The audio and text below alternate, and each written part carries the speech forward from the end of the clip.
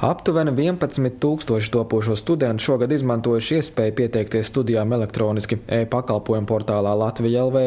Plānots, ka nākotnē visām valsts budžeta finansētajām augstskolām studentu pieteikšanās obligāti notiks caur Latvija LV.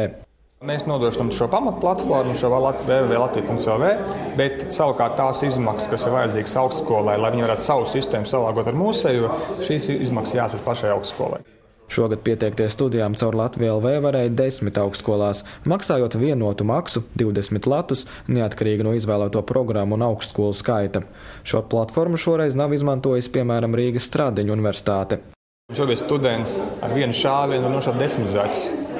Bet, ja viņš grib iestāties Stradiņu universitātē vai kādā citā augstskolā, viņam jāiet arī uz to universitāti. Ja mēs palūkojamies uz to no studentu viedokļa, tad skaidrs, ka studentam ir ērtāk tad, ja viņš iet tajā sistēmā un viņam pieejam maksimāli daudz izvēles iespējas, maksimāli daudz augstskolu.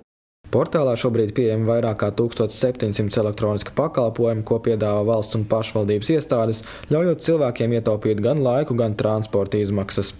Ir cilvēkiem iespēja pārdeklēt savu dzīves vietu, neizejot ārpus mājas. Ir cilvēkiem iespējas noskaidrot par saviem datiem valsts reģistros un vēl dažādu citu informāciju. Un tas, kas manuprāt šobrīd kļūst arvien neaktuālāks, bet tas, par ko cilvēkiem mēs redzam ar interesi, ir noskaidrot savu pensijas apmēru, aprēķinātu pensijas apmēru internetā, kas arī ir varbūt interesanti jaunākajai paaudzē, bet jau svarīgi kļūst jau paaudzē, kurai šis pensijas vecums pamazām tuvojas. Diemžēl daudz iedzīvotāji portālā pārbaudot datus par savu kādreizējo slimošanu un ārstēšanos atklāja, ka viņi ārstēti no slimībām, kādas nekad viņiem nav bijušas. Māris Krastīņš šādos gadījumos iesaka griezties Veselības ekonomikas centrā. Tur var būt vairāki iemesli. Viens no tiem arī to, ka varētu būt neprecīzi datu reģistrā. Svarīgākais cilvēkam uz to vajadzētu reaģēt, jo tas tādā veidā nodrošina no vienas puses gan sabiedrības kontroli par procesiem, no otras puses arī ekonomisku līdzekļu izlietošanu. Krastīņš arī stāsta, īpaši ir domāts par to, lai portālā esošie personas dati nenonāktu citu cilvēku rokās.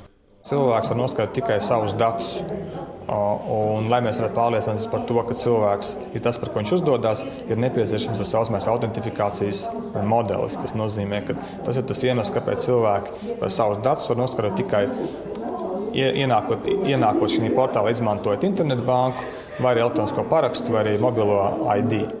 Nākamgad portālā būs pieejami arī pašvaldību teritoriju attīstības plāni. Portāla lietotāju skaits turpina pieaugt, ja aprīlī to apmeklēja 350 000 cilvēku, tad jūnijā 600 000.